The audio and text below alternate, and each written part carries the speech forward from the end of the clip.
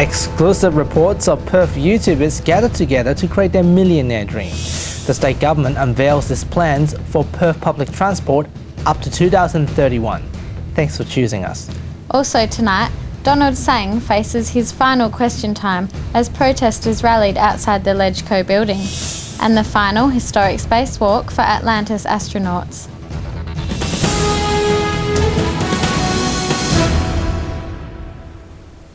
A bunch of young YouTubers in Perth with different talents are coming together to form a union in order to help each other to find a way to success in the world of internet. They all have faith that their talents and passion will turn into pots of gold and open up a whole world of opportunities for the future. This gathering is more than just about having burgers, pancakes and bubble tea or discussing about the latest gadgets, but these teenagers and young adults together share the same dream of earning a fortune of the internet. Some people in the group have earned fame from YouTube, while others like the 19-year-old Champ Chong, a YouTube gaming personality and currently has the #1 gaming channel in Australia and the most subscribed channel in Perth with over 100,000 subscribers. He is reportedly earning a 6-figure salary from YouTube every year. Well, when I was in high school a couple of years ago, I just basically do videos about games and stuff like that, talking about games and helping people out with what they needed in that certain game and just helping people out, stuff like that. And then over time I decided why not do gaming news, because people would rather find that kind of stuff out too. It grew into a larger audience, so I took it off from there, and yeah, that's how it happened. YouTube has become a broadcast platform for everyone to share and show the world what they can offer, which ultimately created the Boombox Music concert a few months ago, where international YouTube artists performed right here in Perth. The organizers believe that this is an opportunity for YouTubers to gather up and share the ideas about the future, but at the same time helping each other to create more legendary successes. Today's meeting is to network with all the other people who make content on YouTube, and that's why this whole idea of coming together as a community in Perth, like a family. Ivan Leung, DHK News. Transport Minister Troy Buswell has announced the new blueprint for Perth's rapid transit up to 2031. This plan includes both heavy and light rail with rapid bus services. However, the Ellenbrook train line is not included in the proposal, which led to criticism from the opposition, but the Premier Colin Barnett denies he has broken a promise. The 20-year plan proposed by the Department of Transport aims to modernise and expand public transit within Perth. Perth's population growth will mean that in 2031 there will be a 33% increase in personal travel, with up to 7.7 million individual trips per day. The plan calls for an expansion of the current rail system and the road-based transit system, increasing the amount of trains and buses running during peak hour. It includes an extension of the Joondalup line to include suburbs such as Butler, going as far as Yanchep.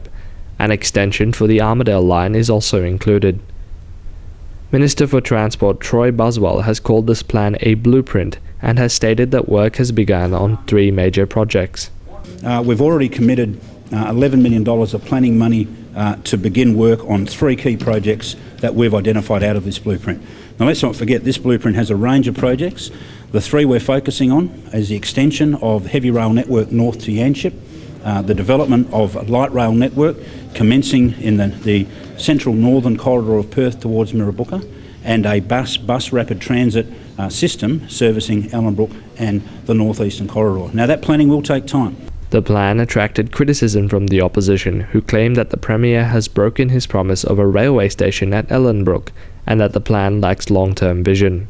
What we need is a network of heavy rail to service this Perth community. Then underneath that we need, along the major activity corridors, light rail, and then we need a bus system feeding into those 2 rail corridors.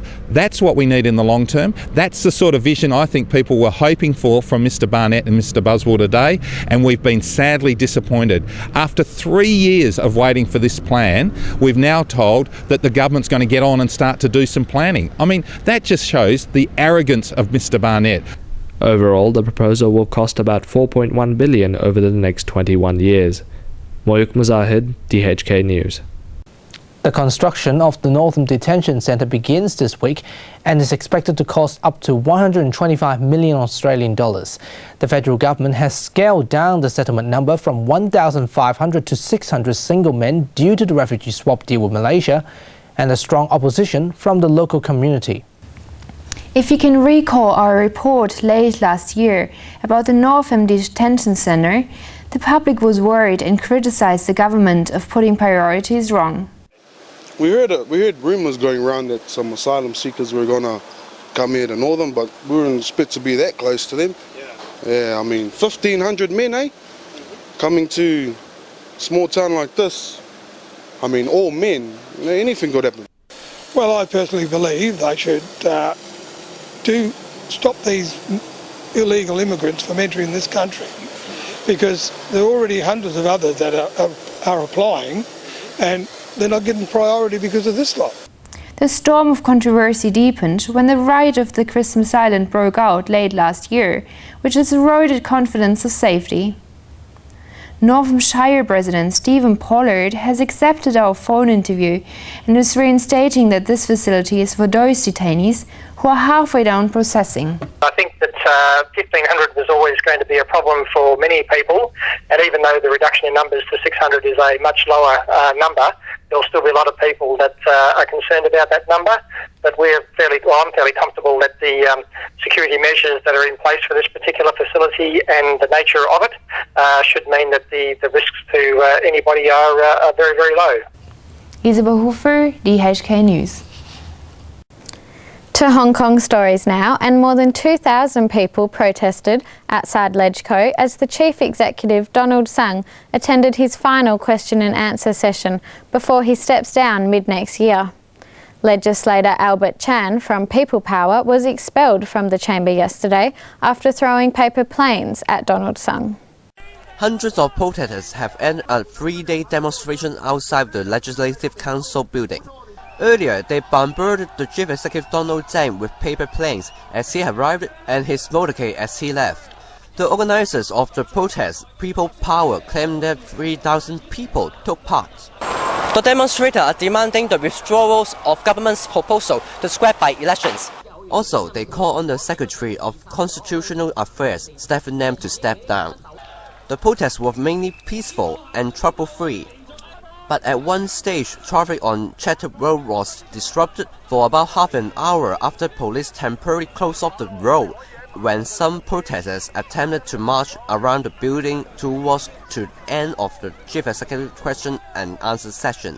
William Mann, LEGCO News in Hong Kong.